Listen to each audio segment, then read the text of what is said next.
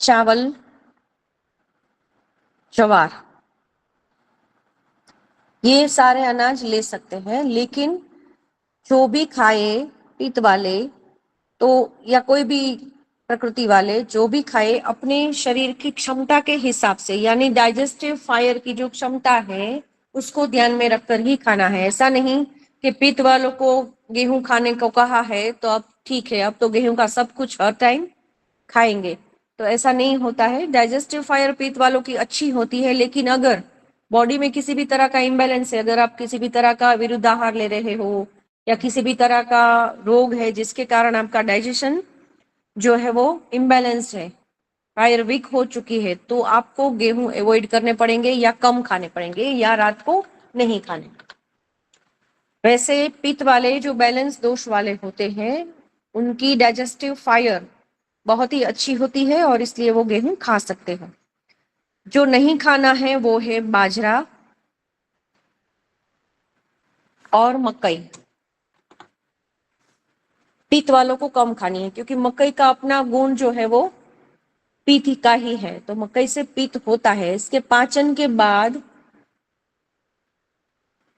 जो मकई है उसमें से पित्त प्रोड्यूस होता है, पाचन के बाद वो गर्म है, इसलिए पित्त वालों को बचना है मकई से। बाजरा भी पचने के बाद गर्म होता है, उसका गुण भी गर्म है इसलिए।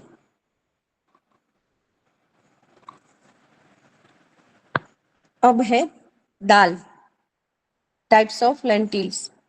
मूंग दाल सबसे अच्छी है पित्त वालों के लिए, इसके बाद मसूर की दाल और उसके बाद अड़द की दाल, और सबसे कम मात्रा में लेनी है तुअर की दाल, क्योंकि तुअर की दाल भी गुण में गर्म है और पित्त वालों में पित्त बढ़ा सकती है। तो पित्त वाले जिसको एक्सेसिव एसिडिटी या रात के खाने से होती है, ऐसे लोग रात को तुअर दाल खाने से बचे। दोपहर को तुअर दाल खा सकते हैं, वो भी भिगोई हुई। जो भी एसिडिक लोग हैं उनको सभी तरह की नट्स और दालें हैं वो भिगो के खानी है।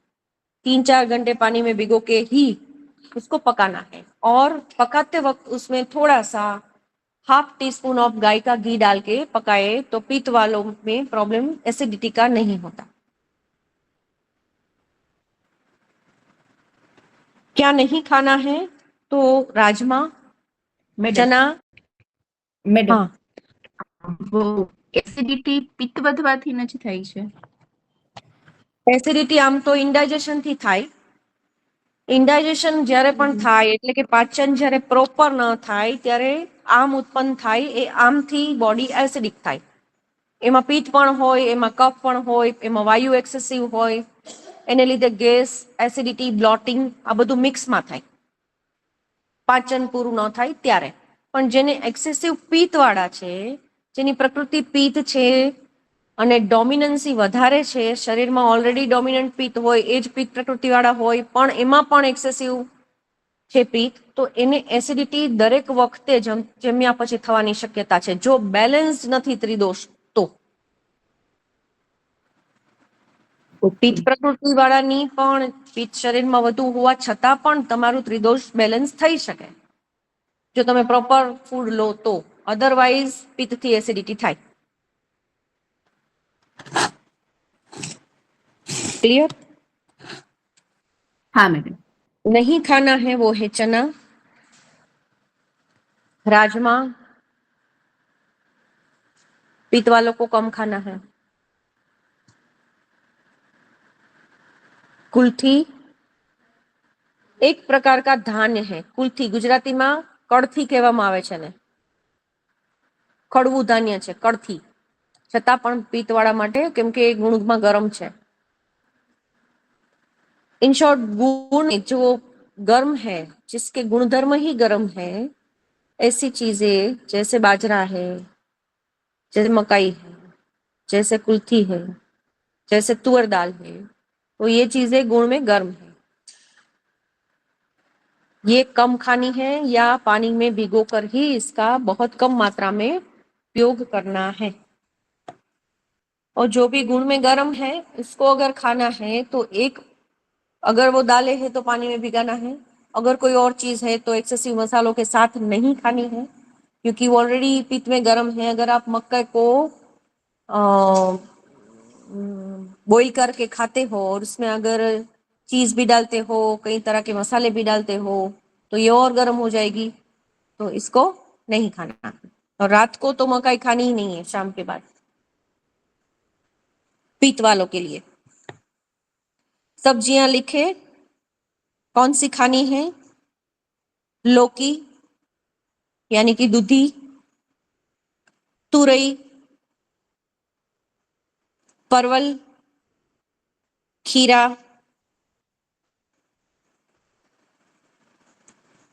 इन सब चीजों के बीज निकाल कर खाए। मैम लौकी, परवल, खीरा और क्या बोलोगे? तुरई, ओके। तुरिया, तुरिया गलका बने खाई शकाय। लौकी, तुरई, परवल और खीरा। પાણીવાળા શાક આપણે કઈ જે આ ચાર શાક કીધા ને, આમ તો બધા જ શાકમાં પાણી હોય, પણ અત્યારે મેં જે ચાર શાક કીધા એ વેલાના શાકભાજી કહેવાય. જે વેલામાં બને છે એ પિત્ત પ્રકૃતિવાળા માટે સૌથી સારા, કેમ કે વેલાવાળી બધી જ સબ્જીઓ ગુણમાં ઠંડી હોય છે. વેલે ચડતી દરેક વસ્તુ ગુણમાં ઠંડી જ હોય છે મોસ્ટલી, એટલા માટે. ઓછી માત્રામાં ખાવું પત્તા ગોभी मनाही नहीं, खा सकते हैं लेकिन कम.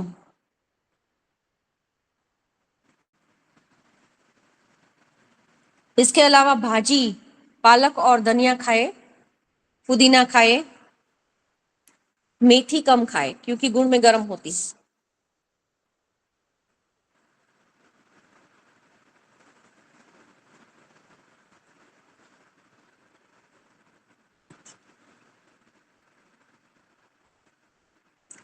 सब्जियां वैसे पानी रसदार ही होती है, इसलिए पीत वालों को बिल्कुल मनाही तो किसी भी सब्जी की नहीं है, क्योंकि वो ऑलरेडी रसिया है. कैटेगरी हमने देखी है रसिया.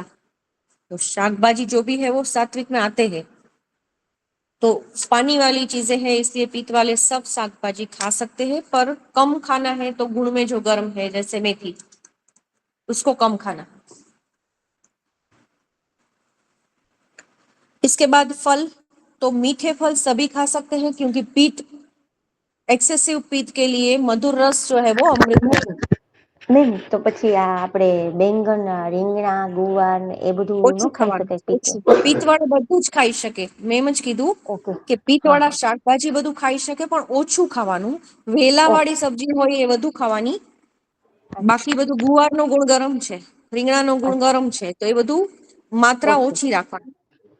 ઓકે મેમ થેન્ક યુ અને ખાસ કરીને જો ખાવું તો મસાલા ઓછા રાખવાના. હા ma'am okay thank you madam ફુદીનો ગરમ હોય કે ઠંડો હોય? પુદીનો ઠંડો. अच्छा.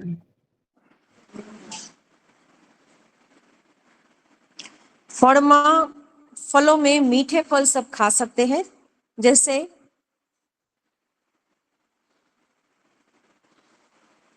आम है, केला है, अंगूर है, किशमिश है, अंजीर है, खजूर है. ये सारी चीजें पीत वाले प्रेम से खा सकते हैं.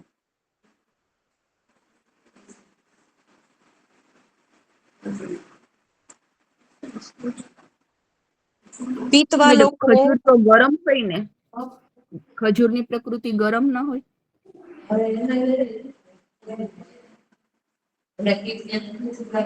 अच्छा, सूंठ गरम છે કે પલાળીને ઠંડી? ખાવાની सूंठ સૂટ गरम છે ઠંડી કે છે ઠંડી છે? ઠંડી છે કઈ રીતે ઠંડી છે? કઈ રીતે ઠંડી છે? सूंठ તો તીખી છે. અદરક તો છે એ ગરમ છે, પણ એને સૂકવી અને પછી એનો પાવડર ફોર્મમાં લાવીએ છીએ એટલે એ ઠંડી થઈ જાય છે. આયુર્વેદ પ્રમાણે એક શબ્દ છે વિપાક. તમે કોઈ પણ વસ્તુને ખાવ છો ને, પછી પચ્યા પછી પણ એનો ગુણ બદલાતો હોય છે. તમે ખાવ ને પચ્યા પછી એનો ગુણ બદલાતો હોય છે. તો સૂંઠનું આયુર્વેદમાં લખેલું છે કે વિપાક એ મધુર છે. સૂંઠ છે ને એનો વિપાક એક વખત થઈ જાય ને તો એ ગરમમાંથી ઠંડી થઈ જાય છે. આદુ પણ વિપાક એ મધુર છે, આદુ ગરમ નથી. એવી જ રીતે ખજૂર પણ માત્રા અને એના કોમ્બિનેશન પ્રમાણે આધાર રાખે છે કે ખજૂર તમે કેની સાથે ખાવ છો. દૂધ અને ખજૂર જો ખાવ છો તો ખજૂર ગરમ નથી લાગતો. ઘી અને ખજૂરનું કોમ્બિનેશન આયુર્વેદે આપેલું છે, ગરમ નથી લાગતો. દહીં અને ખજૂરનું પણ કોમ્બિનેશન આયુર્વેદમાં છે, ગરમ નથી લાગતો અને વિરુદ્ધ આહાર પણ નથી. મેમ જેને તેની બહુ સાથે બધું ખાવ ગેસ છો થતું હોય, ડાયટિંગ મતલબ જેમને બહુ બધું ગેસ થતું હોય ને ડાયજેશન ન થતું હોય ને એમના માટે અદરકના રસમાં મધ નાખીને ખાવાથી ડાયજેશન સુધરે છે એવું છે. તો એ તો પણ આખો વિષય જ અલગ થઈ ગયો. આપણે અત્યારે શું કરીએ છીએ? મેમ આ તો ડાયજેશન આ ને વિષય રિલેટેડ તો હું જે નહીં ને? ભણાવું છું ને હું જે ભણાવું છું ને એ એવો વિષય છે કે એમાં જેટલા ફાટા પાડવા શકાય ને એટલા પડે. અત્યારે મારી સામે બેઠેલા દરેક વ્યક્તિ એક એક વસ્તુ કહી શકે એમ છે, હોમ રેમેડીઝ વાળા. હોમ રેમેડીઝ જેટલી તમે બોલો એટલી બોલી શકાય, એટલી બધી હોય છે. તો સ્ટ્રેટ ફોરવર્ડ અત્યારે કન્સેપ્ટ તરફ જઈએ. ડાયજેશન સુધારવા માટે આદુ અને મધ સારા છે, એમાં ના નથી. પણ એવું ના કહી શકાય કે તમે આદુને મધ લઈ અને ગમે એટલો ખજૂર ખાઈ શકો. એવું પણ ના કહી શકાય કે આદુને મધથી તમારું ડાયજેશન સુધરી ગયા પછી દરેક પ્રકારનો ખોરાક તમે ખાઈ શકો, કોઈ પણ પ્રકૃતિ વાળા કોઈ પણ વસ્તુ ખાઈ શકે, એવું ક્યારેય ના કહી શકાય. એટલે બેઝિક કન્સેપ્ટ જે છે એ છે કે પિત્ત પ્રકૃતિ છે તો એને ખજૂર ખાવો કે નહીં, એમાં તમે કઈ કહી શકો એમ છો? બોલો. તો ખજૂર મેમ પલાળીને ખાવું પડે ને, એમને એમ તો ગરમ ખાઈ જ શકાય, લાગે ને. ખાઈ શકાય પલાળીને. ઘી પણ હું સાથે એમ બી કહું લઈ શકાય ને? ઘી સાથે લઈ શકાય, દૂધ સાથે લઈ શકાય, દહીં સાથે ના એકલો પણ લઈ શકાય. જો પિત્તવાળાને આયુર્વેદમાં ખજૂર ખાવાની છૂટ આપવામાં આવી છે, આયુર્વેદની સંહિતાઓમાં લખ્યું છે આ. હું અત્યારે જેટલું પણ બોલું છું ને એ બધું જ સ્ટ્રીટલી સુશ્રુત અને વાગ્ભટ સંહિતા જે કંઈ પણ છે એ બધા જ માંથી લીધેલું બોલું છું. સો દેટ એમણે કીધું છે કે ખજૂર ખાવાનો છે, પિત્તવાળા ખાઈ શકે તો ખાઈ શકે, કેમ કે એમાં મધુર રસ છે એટલે ખાઈ શકાય. બીજું એમાં ફ્રુક્ટોઝ છે, એમાં આર્ટિફિશિયલ શુગર નથી, એનો ગુણ એટલો બધો ગરમ પણ નથી. એક મિથ છે કે ખજૂર બહુ ગરમ છે, ખજૂર એટલો ગરમ નથી. આયુર્વેદની ઘણી બુક્સમાં લખેલું છે કે ખજૂર પણ વિપાકે ઠંડો જ છે. કિશમિશ ખાઈ શકાય, અંજીર ખાઈ શકાય, ગરમ નથી. ઘણી બધી મિથ છે સમાજમાં. પણ એક જ વસ્તુ સમજવાની કે પોતાની ડાયજેસ્ટિવ ફાયર અને પોતાનું પ્રપોર્શન ખબર હોવું જોઈએ કે મારી પાચન શક્તિ કેટલી વસ્તુ પચાવી શકે છે. જમ્યા પછી તમે ખજૂરનો ડબ્બો લઈને બેસો અને 8-10 ખજૂર ખાઈ જાઓ તો એ ગરમ પણ લાગશે, હજમ પણ નહીં થાય અને આમ પણ ઉત્પન્ન થશે અને એસિડિટી ખજૂરથી પણ થશે કારણ કે પચતો નથી. સોરી, હિન્દી વાળાને સમજાય છે કે નહીં?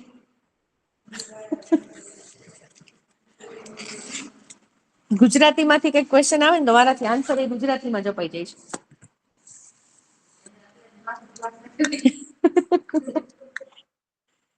એટલે આપણને ખબર હોવી જોઈએ કે આપણે કેટલું પચાવી શકીએ છીએ. એ પ્રમાણે જો ખાવામાં આવે અને પ્રોપર કોમ્બિનેશન ફૂડનું કરવામાં આવે, જેમ કે આયુર્વેદમાં ખજૂર માટે ઘણા બધા સારા સારા કોમ્બિનેશન આપ્યા છે. હમણાં જ CFNA વાળાને બધા કોમ્બિનેશન સમજાવ્યા અમે પ્રીવિયસ લેક્ચરમાં જ,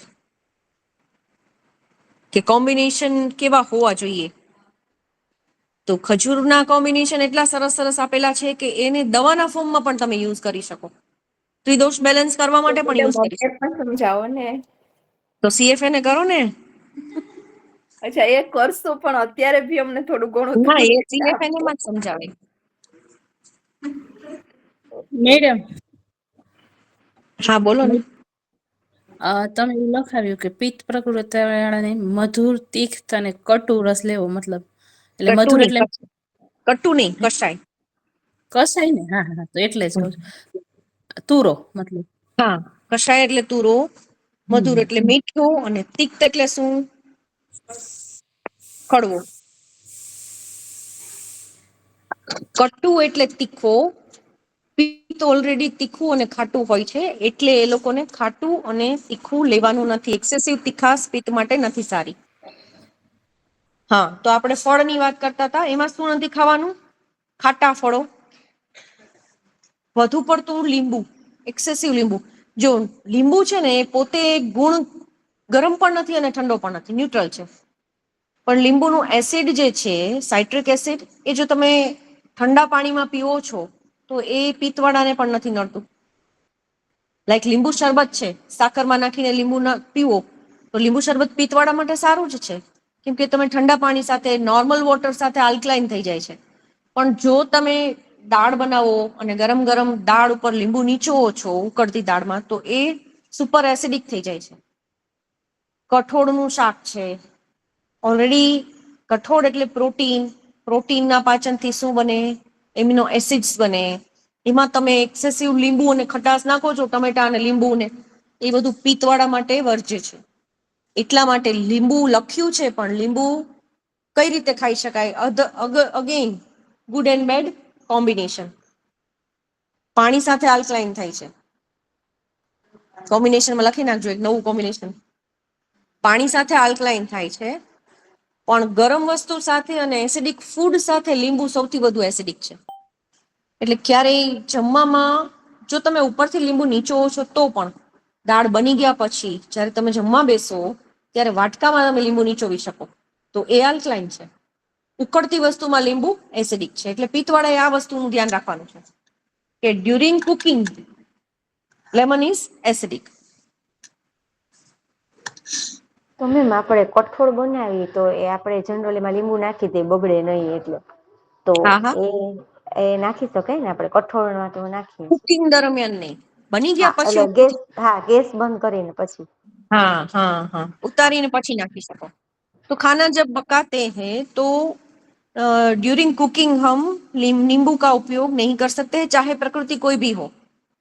सिर्फ पित्त के लिए ही नहीं है, ये कॉमन प्रिंसिपल ऑफ आयुर्वेद है कि खाना बनाते वक्त हमें नींबू का उपयोग नहीं करना.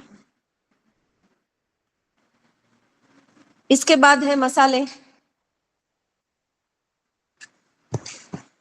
सबसे अच्छा पीत वालों के लिए जीरा, धनिया, सौंफ, सभी ठंडे गुण वाली चीजें हैं.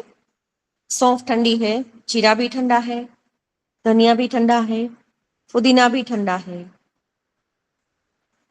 तो ठंडे मसाले जो भी है, इलायची है, वो सारे पीत वालों के लिए अच्छे हैं. कौन से मसाले नहीं खाने हैं पीत वालों को? મેમ આ पीत के જીરા गुण को याद ધનિયા ને करके. સૌફ છે એનું આપણે એસિડિટી માટે રાત્રે પાણી પલાળીને પી શકીએ ને ઠંડકમાં? એસિડિટી થતી હોય એના માટે સારું જીરાનું પાણી. હા હા, થાય છે એસિડિટી. तो कौन से मसाले पीत के गुण को याद करो और बताओ कौन से मसाले नहीं खाने हैं. ऑनलाइन મેથી, में ગરમ મસાલો, અજમા, લોંગ, લોંગ, મેથી ને મરી, મરચું, તજ. से पहले ज्यादा તજ, लाल मिर्च, લવિંગ, जो લાલ तीखी, મરચ. काली मिर्च, और जिनको बहुत ज्यादा डोमिनेंसी है पित्त की, पित्त प्रकृति में भी जिनको खाने के बाद रोज एसिडिटी होती है, ऐसे लोग सोंठ से भी बचे. सोंठ भी नहीं खा सकते. जो बहुत ज्यादा एसिडिक है बॉडी, जिनको खाने के बाद रोज एसिडिटी गैस होता है, उन लोगों को तो सोंठ भी नहीं खानी है. सूंठ.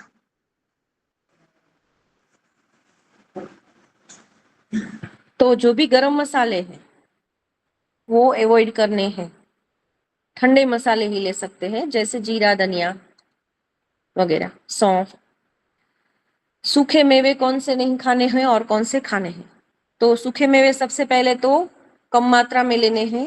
उसमें भी काजू, बादाम खा सकते हैं सब, लेकिन कम मात्रा में खाएं या भिगो के खाएं.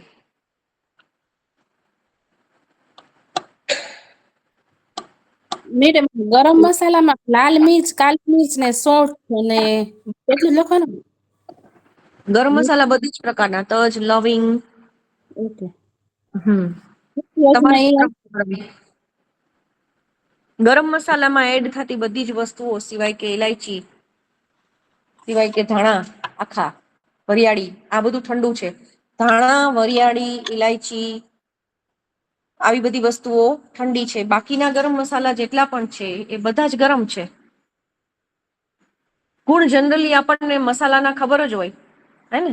તજ લવિંગના ગુણો ખબર હોય કે ગરમ જ હોય, બાદિયાન ગરમ જ હોય, તમાલપત્ર તેજ પત્તા નામ છે, ગરમ જ હોય, મેથી ગરમ, અજમો ગરમ, સુવાદાણા સુપર ગરમ. એટલે જ મેમ આપણને સુવા મારા સવારમાં પપ્પાને છે ને આ તમે કહો છો ને એવી એસિડિટી થાય છે, તો એ વચ્ચે વચ્ચે પાણી પીવે તો પી શકાય? પી શકાય, એસિડિટી 100% હા, પીવું જોઈએ. ઓકે. હા, એટલે એનો છે ને તમે કહો છો ને એમ જ થાય, જયમાં પછી ફૂલ એસિડિટી થાય. એટલે એ પેલા ઈનો પીતા હતા. જમવામાં મસાલા ઓછા કરવાના, ઘીમાં રસોઈ કરીને ખાવાની, હમ હમ ગાયના ઘીમાં. તેલ બંધ કરી દેવાનું, એસિડિટી સાવ બંધ થઈ જશે. ઓકે. તો એમને છે ને પેલા ઈનો લેતા હતા ને તો ડોક્ટરે એવું કીધું કે એનાથી તમારું ખરાબ થઈ જાય કિડની, એટલે હવે ઈનો નથી લેતા, પણ એ પાણી વર્ષોથી પીવે વચ્ચે વચ્ચે, પણ હા, થોડુંક વધારે પીવે, 1-2 ગ્લાસ જેવું પી જાય તો ચાલે? બહુ જ ઓછું પીવાય. અચ્છા. દરેક આયુર્વેદમાં લખેલું છે કે દરેક 1-2 ગ્લાસની વચ્ચે 1 ચમચી જેટલું પાણી પીવાય. 1 ઘૂંટડો પી શકાય, બે વટકે. Okay okay. એટલું ઓછું જો તમે પીવો તો એ ડાયજેશનમાં મદદ કરે, કારણ કે એ લાળ સાથે ભળી અને ખોરાકને ડાયલ્યુટ કરવામાં મદદ કરે અને ડાયજેસ્ટિવ ઓકે ફાયરને એમનેમ જ રાખે, મતલબ ઠંડી ન પડવા દે. પણ જો એનાથી વધારે પાણી હોય તો ફાયર ઠંડી થાય તો ઓલરેડી એસિડિટી વધે. Okay ma'am. પછી હા, એટલે એસિડિટી વધે. તો મેડમ મોળી છાશ એનો ઓપ્શન લઈ શકાય ને? સાવ મોડી નહીં, પણ બપોરે, રાત્રે નહીં. ઓકે, સમજી ગઈ. જીરાનો પાવડર. હા, ઓકે, થેન્ક યુ. મીઠું ખાલી વીકમાં 1 દિવસ મીઠું બંધ કરી દે, બાફેલું ખાય. હા હા. તેલ અને આ 2 વસ્તુ બંધ કરે ને તો એસિડિટી લગભગ અડધી થઈ જાય. વીકમાં 1 વાર થાય તો 1 વાર, 2 વાર થાય તો 2 વાર બાફેલું ખાવાનું હમ. અને મીઠા વગરનું ખાવાનું. Okay ma'am. Okay, thank you. સવારમાં ઉઠીને મેક્સિમમ માટલાનું પાણી પીવું, ખાલી પેટે. આ બધી એસિડિટીની દવા છે. હા, પાણી તો હા, પીવું જાય, એ તમારી વાત સાચી. સવારે તેલ ઉઠીને તાંબાના લોટાનું એક પીવે અને ગોળાનું પી લે. તાંબા ના પીવાય એસિડિટી વાળા. અચ્છા, ઓકે ઓકે. માટલાનું જ પીવાય. સારું, હા, ચાલો. તેલ ઓકે કયું મેમ. લેવું અને કયું ન લેવું. નાળિયેર તેલ લેવું, પિત્તવાળા માટે લખીએ છીએ આપણે. નાળિયેર તેલ લેવું.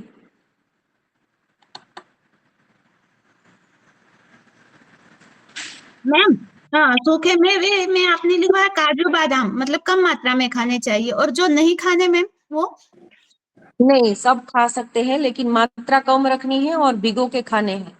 Okay ma'am, okay. तेल में सूरजमुखी का तेल ले सकते हैं, नारियल तेल ले सकते हैं, और जो कम लेना है वो है जो गुण में गर्म हो, यानी सरसों का तो लेना ही नहीं है, सरसों का नहीं लेना है। और जो कम लेना है वो है तिल का तेल और मूंगफली का तेल, ग्राउंडनट ऑयल। इसके भी गुण दोनों के गर्म ही होते हैं। तो तिल का तेल अगर लेना है तो कम मात्रा में और विंटर में ले, सरसों का तेल ना ले।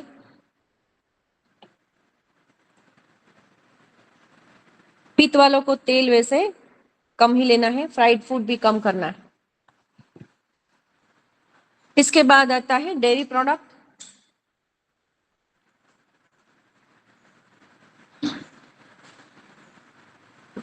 पित्त वालों के लिए घी जो है वो उत्तम है, औषधि का काम करता है। दही जो खट्टा ना हो, ऐसा दही मिश्री मिला के पित्त वाले खा सकते हैं।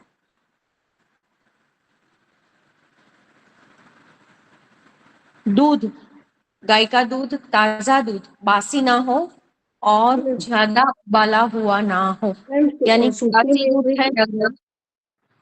हाँ, मैम सूखे मेवे के बाद क्या लिखा है? मेरा वो नेटवर्क इशू था ना तो छूट गया सूखे मैम। मेवे के बाद तेल का लिखाया, सूरजमुखी का, नारियल का ले सकते हैं, तिल का और मूंगफली का और सरसों का नहीं लेना है या कम लेना है, ठीक है। इसके बाद आता है डेयरी प्रोडक्ट। तो उसमें लिखवाया घी उत्तम है, दही खट्टा ना हो ऐसा मिश्री डाल के ले सकते हैं, और दूध ताजा ही लेना है, गाय का दूध। ज्यादा बार गर्म किया हुआ दूध भी एसिडिक हो जाता है।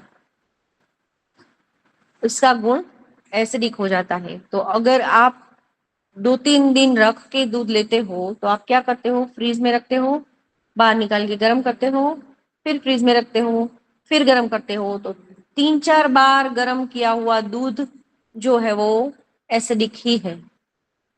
तो एसिडिटी में अगर हम कहते हैं कि दूध से फायदा होता है तो ऐसे दूध से नहीं होता। मैम, और अगर हम लेके आए और एक बार जैसे गाय का दूध लेके आए, एक बार गर्म किया, ठंडा होने के बाद फ्रिज में रखा, फिर जितना चाहिए उतना ही गर्म करके पी लें, तो वो भी उतना ही नुकसान करेगा मैम, एसिडिक हो जाएगा वो भी। मतलब बार जितनी बार पूरे पर जितना चाहिए उतना ही गर्म करें और ले, बाकी नहीं करें। इससे थोड़ा फर्क पड़ेगा क्योंकि वो 2 बार ही गर्म होगा। आइडियल वे ये है कि एक बार गर्म करके आप रख देते हो, अगर जरूरत नहीं है तो फ्रिज में नहीं रखना है, और उतना ही लो हर बार, मतलब कि परचेस ही इतना करो कि एक टाइम में खत्म हो जाए, सुबह और शाम 2 टाइम ले आओ, और फिर एक ही बार गर्म करके बाहर ही रखो जब तक ये पूरा खत्म हो जाए। तो ये आइडियल वे है। अगर ये नहीं हो सकता तो आप जैसे कहते हो वैसे दोबारा गर्म कर सकते हैं, लेकिन 3-4 बार गर्म किया हुआ दूध ज्यादा एसिडिक। जितनी बार ज्यादा गर्म करोगे, उबालोगे, खास करके लोग उबालते रहते हैं दूध को और बोलते हैं आइसक्रीम, आइसक्रीम, वो आपका आइसक्रीम ही एसिडिक है। कितनी बार उबालते हो दूध को? तो एसिडिटी में वो आइसक्रीम खाओगे तो क्या होगा? घर का आइसक्रीम भी एसिडिक ही रहता है अगर आप उबाल उबाल के बनाते हो।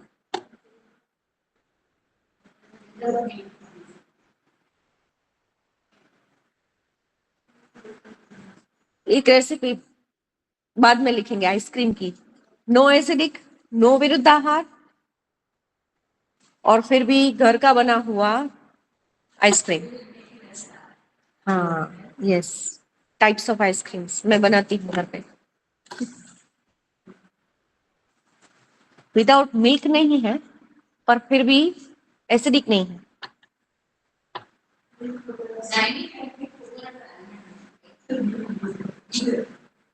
ના, વિગન નહીં. વિગન પાછું આપણે એસિડિટીમાં કામ ન લાગે.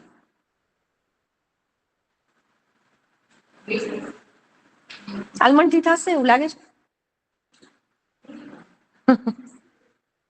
હવે છે ને બધી જ રેસીપીમાં ઇન્ગ્રેડિયન્ટ સુધી જવાનું નીચે, માત્રા લેવાની, ઇન્ગ્રેડિયન્ટ્સ લેવાના, કમ્પેર કરવાનું. Like almond milk, you are talking almond milk બનાવવા માટે કેટલું આલમંડ જોઈએ, અને આલમંડ મિલ્ક માટે સમજી લે કે તારે 1 બાઉલ મિલ્ક જોઈએ છે, કેટલા આલમંડ જશે? એટલા આલમંડમાં પ્રોટીન સિવાય, પ્રોટીન એક સાઈડ છોડી દે, પ્રોટીન સિવાય ફેટ અને કાર્બ્સ કેટલા છે? વેઇટ લોસ ક્યાં આવ્યું આમાં? ઇન્ગ્રેડિયન્ટ્સ, ન્યુટ્રિયન્ટ્સ, વેલ્યુઝ આ બધું કાઢીને પછી CFA ને ભણ્યા પછી આટલું જ થઈ જવું જોઈએ હવે. હા, એટલે વિગન જેવું કઈ હોતું નથી, હોય તો એ વિગન કઈ કામનું હોતું નથી. ફર્સ્ટ ઓફ ઓલ વિગનની હું બહુ જ અગેન્સ્ટ છું. તમારા શરીરને જે વસ્તુની જરૂર છે તો છે જ. विगन वाले सिर्फ दूध ही नहीं, सारे डेयरी प्रोडक्ट्स छोड़ देते हैं। हाँ, तो आपके बॉडी में घी की कितनी जरूरत होती है? फिर आप क्या करोगे? जो मॉइस्चर चाहिए वो कहाँ से लोगे? तेल में से। आपको पता है कौन सा तेल कौन सी प्रकृति के लिए अच्छा है? अभी विगन वाले तो तेल पर ही भरोसा करने लगे, सूरजमुखी का ही खाएंगे ज्यादातर।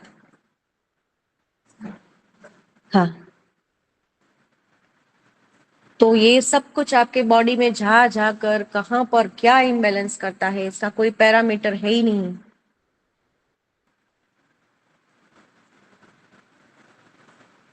तो इसलिए दूध के बारे में अगर हम कहें तो बार बार उबाला हुआ दूध भी एसिडिक है। पहले के जमाने में दूध ही ऐसा आता था कि इसको गाढ़ा करने के लिए ज्यादा उबालने की जरूरत पड़ती नहीं थी। एज इट इज जो दूध था उसको एक बार उबाल के इसमें राइस डाल के खीर बना लिया करते थे। लेकिन अब तो दूध ही ऐसा आता है, दूध ही नहीं है। पहले तो वो आर्टिफिशियल है, वो ऑलरेडी आप गर्म करो ना करो एसिडिक ही है। कच्चा पी जाओ तो भी एसिडिक है अभी का दूध, क्योंकि वो यूरिया से बनता है। अमूल में से भी निकला, आप किस पर भरोसा करोगे? पता है लास्ट પછી ઠંડુ કરે કેમ કે એ બગડે નહીં એટલા માટે, બગડે નહીં એટલા માટે, એટલે એ તો ત્યાં જ એસિડિક થઈ ગયું. પણ એ સિવાય એનું ફોર્મેશન ક્યાંથી થયું છે? એ થોડું ગાય ભેંસનું દૂધ છે. એ તો આપણને એવું લાગે છે કે ગાય ભેંસનું દૂધ છે. વિગન વાળા એવું વિચારે છે કે એ એનિમલ પ્રોડક્ટ છે, પણ અત્યારના દૂધ જ એનિમલ પ્રોડક્ટ નથી. તો વિગન થવાની જરૂર ક્યાં તમારે? હા, ત્યાંથી આખો છેદ ઉડી ગયો ને. હા,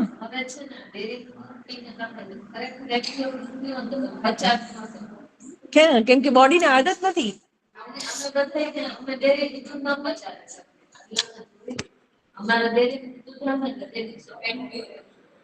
હા, અમે તો લઈ આવતા જ નથી, તે દિવસે ચલાવી લઈએ દૂધ વગર.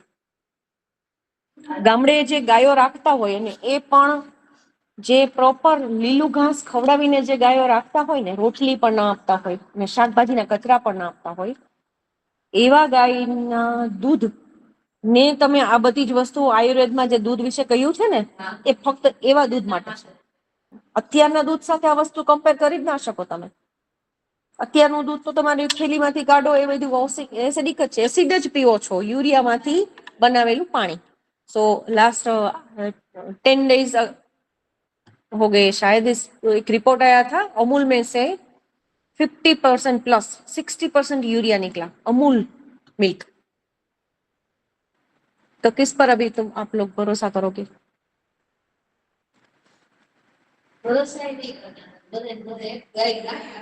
हाँ, ये क्या रहा उससे खबर है? जो पहले के जमाने में हमारे बहुत पहले की बात है, जब हम छोटे छोटे थे, उस वक्त क्या होता था कि घर के आसपास ही घर ही ऐसे थे, तो घर के आसपास ही या बीच में वो बहुत बड़ा वो, हाँ, तो उसमें ही सब्जियां उगाते थे, उसमें ही फल उग जाते थे, सबके अपने अपने होते ही थे. ये कंसेप्ट यहाँ पर हमने छोड़ दिया और फ्लैट में चले गए. अभी फॉरेन में क्या हो रहा है, फ्लैट सिस्टम निकल रही है और बैकयार्ड में किचन गार्डनिंग का ट्रेंड फॉरेन में इतना ज्यादा है. अब हम लोग समझ रहे हैं कि बैकयार्ड होना चाहिए, पर हमारा फड़िया वो बैकयार्ड ही था जो हमने छोड़ दिया. तो बैकयार्ड एंड किचन गार्डनिंग, क्योंकि वो फॉरेन रिटर्न है ना, तो अब हम करेंगे. तो इसलिए गाय भी वो लोग रखेंगे ना, उसके बाद हम रखेंगे.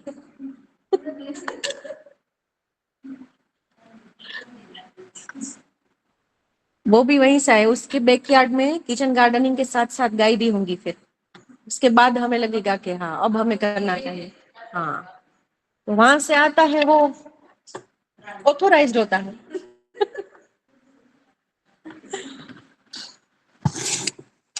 तो डेयरी प्रोडक्ट लिख लिया. अब होता है जो लोग नॉन वेजिटेरियन हैं उनके लिए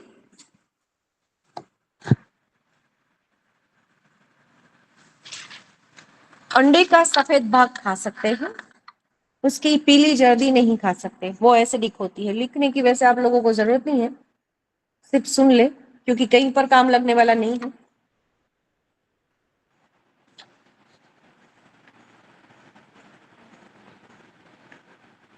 ये हो गया पित्त प्रकृति का. अब आएंगे कफ प्रकृति पर. तो कफ के गुण लिख ले सबसे पहले. ठंडा, भारी, स्थिर और चिकना.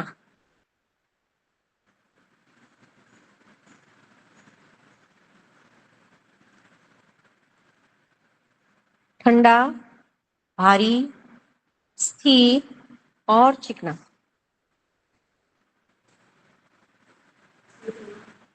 चिकना.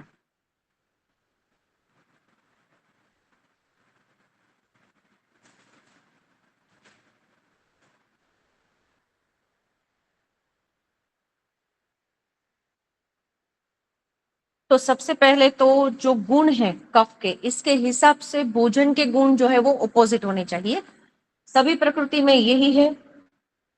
जो त्रिदोष के गुण है, यानी आपके दोष के जो गुण हैं, उसके ऑपोजिट खाने के गुण होने चाहिए. जैसे पित्त में हमने देखा कि पित्त का खुद का गुण गर्म है, तो हमें थोड़ा हल्का ठंडा खाना चाहिए. उसी तरह से ये भारी और चिकना है और ठंडा, तो हल्का गर्म खाना चाहिए। हल्का गर्म मतलब भारी भी नहीं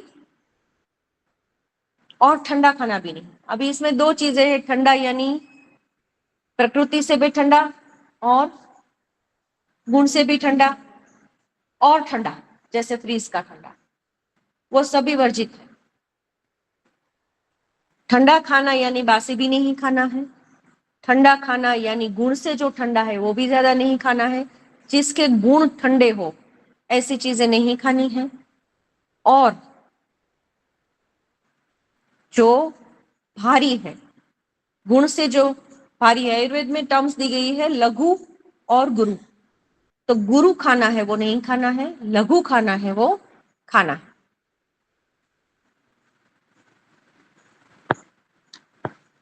इसके अलावा गरम गरम भोजन करना है, जैसे वायु वालों को करना है वैसे ही। और तीखा भोजन कफ वालों को खाना चाहिए। जिनकी प्रकृति कफ है उनको मसाले और तीखे भोजन का उपयोग करना चाहिए। सही मात्रा में गरम मसालों का उपयोग कर सकते हैं। रस कौन सा लेना चाहिए? कटु, तिक्त और कषाय। कटु क्यों? कफ ठंडा है तो तीखे मसाले खाने चाहिए, इसलिए कटु। कटु यानी तीखा, तिक्त यानी कड़वा। कफ के लिए कड़वा रस उपयुक्त होता है। जैसे हमें सर्दी हो जाए, शरीर में कफ जमा हो जाए, तो कड़वा रस ही, अरडूसी, मोस्ट बीटर, उसका रस पीते हैं ना, तो ये कफ का मारण है। तो इसलिए तिक्त और कसाई। तूरा रस भी, जैसे आंवला है वो कफ की दवा है, तो तूरा रस जो है वो भी, खांसी होती है और कफ की खांसी होती है तो हम मुंह में क्या रखते हैं? आंवला रखते हैं। अदरक में भी कसाई रस है, तीखा और कसाई।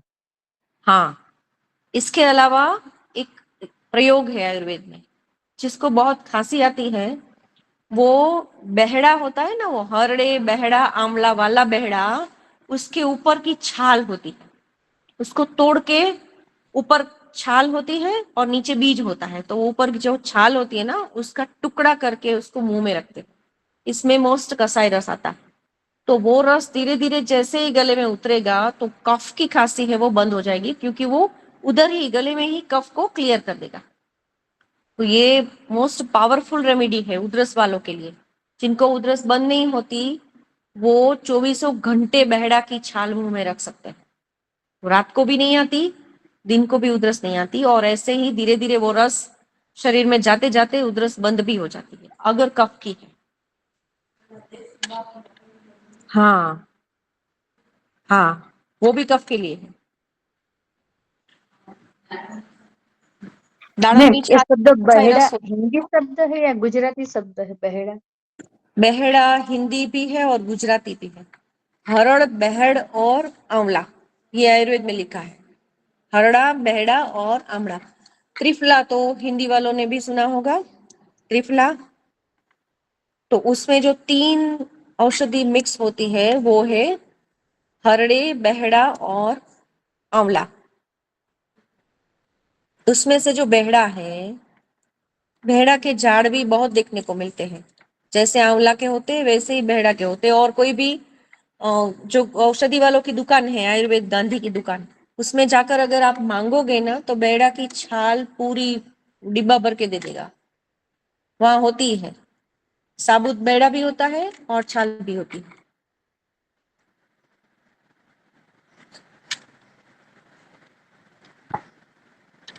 तो ये रस हो गए कटु, तिक्त और कषाय, कफ वालों के लिए મેડમ, उपयुक्त। ત્રિફળામાં બેહડાના બીજ નાખવાના હોય ને, છાલ નહીં ને? એ વિષય જુદો છે અગેન। ઓકે. એ કેમ બનાવે છે એ નથી, આપણે છાલનો ઉપયોગ શું છે અને કફ વાળા એ બહેડાની છાલનો કેવી રીતે યુઝ કરવો એટલું જ આપણે અહીંયા જોવાનું છે. ઘણા ઓકે, લોકો તો આમાં ત્રિફલા આખું ન લઈ શકીએ ને, ખાલી બેહડા જ ના, લેવાનું. ના. Okay okay. ઉધરસ માટે મોઢામાં રાખવાની છે છાલ, બરાબર, છાલનો પીસ. તો એ છાલનો ટુકડો મોઢામાં રાખવાથી ઉધરસમાં ફેર પડે છે.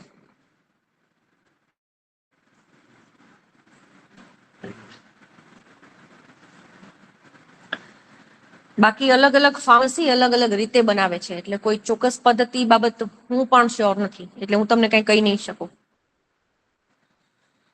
એને પ્રપોર્શનમાં પણ ઘણા વિવાદ ચાલે છે. કોઈ સિમિલર કે છે, કોઈ 1:2:3 કે છે.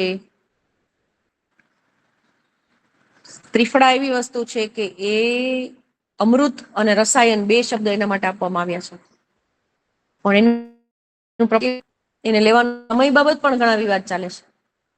આયુર્વેદમાં એવું કહ્યું છે કે જે રેગ્યુલર ત્રિફળાનો ઉપયોગ કરે છે ને, એમાં એટલું બધું ઓજ હોય છે એ વ્યક્તિમાં, જેને વર્ષો સુધી જેમ આપણે યોગશાસ્ત્રમાં આસન સિદ્ધિ હોય છે ને, કે એક આસનને તમે કન્ટિન્યુઅસ 40-45 મિનિટ સુધી એ આસનમાં બેસી શકો, તો એ આસન તમારા માટે सिद्ध થઈ गયું, वो आसन सिद्ध हो गया। उसी तरह से औषधियां भी सिद्ध होती है। जैसे बचपन से लेकर आप अगर त्रिफला का यूज रेगुलरली करते हो तो वो औषधि आपके लिए सिद्ध हो गई, तो उसकी भी कुछ ना कुछ इफेक्ट होती है, आपकी बॉडी पर ही नहीं, आपकी ओरा में होती है त्रिफला। ડેઈલી યુઝમાં આપણે ત્રિફલા લેવો હોય તો આપણે શું કામ સિદ્ધિમાં ઔષધિનું નામ આવ્યું? જન્મ સિદ્ધિ, ઔષધિ સિદ્ધિ, સમાધિ સિદ્ધિ, તપ સિદ્ધિ, મંત્ર સિદ્ધિ. સમજાય છે? ઔષધિ સિદ્ધિ એટલે શું?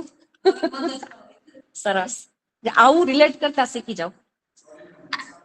મેમ ઔષધિ સિદ્ધિમાં એવું છે કે અમુક નિર્દોષ ઔષધિ બાબત જ વાત હોય છે, જેમ કે ત્રિફળા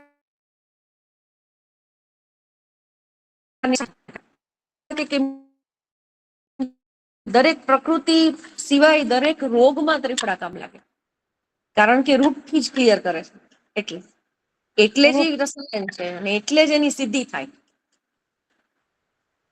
ડેઈલી યુઝમાં લેવો હોય ત્રિફલા, હા બોલો. ડેઈલી યુઝમાં આપણે ત્રિફલા લેવું હોય તો ગરમ પાણીમાં લેવાનું કે ઠંડા પાણીમાં લેવાય, ને સવારે કે રાત્રે? જો અગેન ટ્રેક ફર્યો નથી એકચ્યુઅલી, એ લોકોનો ટ્રેક તો સાચો છે, પણ વસ્તુ એ છે કે ત્રિફળા ભલે નિર્દોષ ઔષધિ રહી, પણ એની માત્રા, એને લેવાનો સમય, આ બધું જ પ્રકૃતિ પ્રમાણે ડિસાઇડ થાય તો એ બહુ સારું. કોઈ પણ એમડી આયુર્વેદ ને બતાવી તમારી પ્રકૃતિ શું છે અને તમને કેટલી જરૂર છે ત્રિફળાની, અથવા તો ન પણ જરૂર હોય તો પણ લેવી છે, કેટલી લેવી, ક્યારે લેવી, કઈ રીતે લેવી, આ તમારી પ્રકૃતિ પ્રમાણે લખાવીને લો, બરાબર? હા. અને મેમ, જો તમે ધ્યાનમાં હોય તો પિત્ત પ્રકૃતિ હોય તો કેવી રીતે લેવાનું ત્રિફળા? એ હું તમને શું કહું છું, તો હું આ બેનને હમણાં જવાબ નથી દીધું, પહેલા તમે જે પૂછ્યું એનો. મેમ હમણાં પિત્ત પ્રકૃતિ ચાલે છે એટલે એને રિલેટેડ પૂછ્યું. એ વાત સાચી છે. હું પિત્ત પ્રકૃતિ જ છું, અને હું વર્ષોથી, મને યાદ નથી કે મેં ક્યારથી સ્ટાર્ટ કરી, પણ ત્રિફળા હું બહુ નાની હતી ત્યારથી લઉં છું, અને આજના દિવસ સુધી મેં લીધી. એક પણ દિવસ ત્રિફળામાં મેં મિસ કર્યો નથી. નહીં. પાવડર તમે કઈ રીતે લવ છો? આને કેવાય ટ્રેક પકડી લીધો. હવે ટ્રેક પકડી લીધો. તમે પિત્ત પ્રકૃતિ છો તો તમે કેમ લ્યો છો? તમને જોઈને નથી લાગે કે હું પણ એવી જ રીતે આન્સર આપી શકું ને, કે મારું લેવાનું એ મે બી રોંગ હોય તો પણ હું નાનપણથી લઉં છું ને, તો મારા બોડી એક્સેપ્ટ કરી લીધું છે, એટલે હું એમ નહીં કહી શકું કે ધીસ ઇઝ રાઈટ વે. પણ હું કેમ લઉં છું એ તમને કહી દઉં કે હું ફાકી રેડી લઈ આવું છું, પણ સોર્સ એવો હોય કે કાં તો જેમ કે નેચર ક્યોર સેન્ટર છે હિમાંશુભાઈનું, ત્યાંથી લીધું હોય, અથવા કોઈ આયુર્વેદ યુનિવર્સિટી જામનગર છે તો ત્યાંથી મંગાવ્યું હોય. બટ લેવાનું એવી રીતે હોય કે 1 ચમચી લીધું હોય એ માટલાના નોર્મલ પાણી સાથે લીધું હોય, નો ગરમ પાણી, નો વધુ ઠંડુ પાણી, નોર્મલ વોટર સાથે, અને જમીને કલાક પછી. આ મારો નિયમ છે. મે બી રોંગ પણ હોય. ઘણા એમ કે છે કે જમીને તરત લેવું, ઘણા એમ કે છે કે બપોરે લેવું, ઘણા એમ કે છે કે રાત્રે ત્રિફળા લેવાય જ નહીં, વહેલી સવારે લેવાનું છે, 4 વાગે ઉઠીને લેવું. હવે આ દરેકની અલગ અસર હોય છે. હું જ્યાં સુધી સમજુ છું ત્યાં સુધી શરીરમાંથી રોગ નાબૂદ કરવા માટે સવારે 4 વાગે લેવાય છે. નોર્મલ લોકો રાત્રે લઈ શકે, હું સમજુ છું ત્યાં સુધી. હું નથી કહેતી કે આ બધું સાચું જ છે, એટલે જ કહું છું ત્રિફળા લેવી હોય તો ડોક્ટરને આયુર્વેદના એમડી ને પૂછીને લેવું, કેમ લેવું, કેટલું લેવું, ક્યારે લેવું, બધું સજેસ્ટ કરશે તમારી પ્રકૃતિ પ્રમાણે. મને નહીં પૂછો. મેમ તમે સાચા છો, કેમ કે ઈસબગુલમાં પણ આવું જ બધું કન્ફ્યુઝન ચાલે. હા છે, ત્રિફળા બાબતમાં તો ઘણી કન્ફ્યુઝન છે, એ ડોક્ટરને પૂછીને જ લ્યો, અને એ પણ કોઈ વેલ નોન એમડી હોય ને એને પૂછો. એટલે તમારી ઓરામાં હોય, હું ન્યા હતી. હા પણ મેમ તમે એમ કહો છો કે તમારી પિત્ત પ્રકૃતિ, પણ મતલબ મને જેટલું સમજણ પડ્યું એટલું મને એમ થાય, તમને જયારે બી જોઉં તો મને એમ થાય કે તમારી કદાચ કફ પ્રકૃતિ હશે, એવું મને એવું લાગે. પિત્ત વાળા ચહેરો બતાવી દે ને મેમ, પિત્ત વાળા હોય એનો ચહેરો બતાવી દે ને. ઓકે, તો મારા ચહેરા ઉપર કફ છે? મને એવું એમ લાગે કે જે તમારી ઓરા જે છે ને એનાથી મને એવું લાગે. કોમ્બિનેશન હશે મેડમ, પિત્ત કફ. પિત્ત કફ છે, યસ, પિત્ત મેઇન છે ને કફ છે. નહીં, મેઇન પિત્ત જ છે. મારી પ્રકૃતિ જન્મજાત પિત્ત છે, પણ ઇમ્બેલેન્સ દરેક બોડીમાં હોય. જે એ ઇમ્બેલેન્સ છે ને એમાં મારી પ્રકૃતિ પિત્ત કફ છે.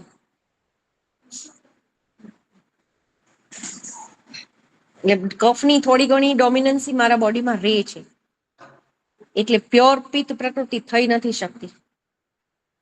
એટલે હું શાંતિથી જવાબ આપું છું તમને. Yes ma'am. બરાબર ને? એટલે સારું છે તમારા માટે આ કફની ડોમિનન્સી. એટલે હું બરાબર સમજી ને મેમ, બરાબર, મતલબ આટલું પેશન્સ એનામાં જ હોય. એકની એક વસ્તુ તમે જયારે 5-6 વાર પૂછો અને હું આટલી શાંતિથી જવાબ આપી શકું, તો એ કફ તમારા માટે તો સારો જ છે ને. હા મેડમ, ડેફિનેટલી, સવાલ જ નહીં. હા, તો હું પ્યોર પિત્ત થઈ જઈશ તો શું થશે તમારું? તો તો પછી તો અધૂરું રહી જવાનું મેડમ અમારે. પતી ગયું અમારું, કશું પૂછાય જ નહીં મેમ. હા એમ, એટલે આ બરાબર છે આપણે. હા, ક્યાં હતા આપણે? હા, બે ખાંસીમાં હતા, ખાંસીમાં. કફ વાલે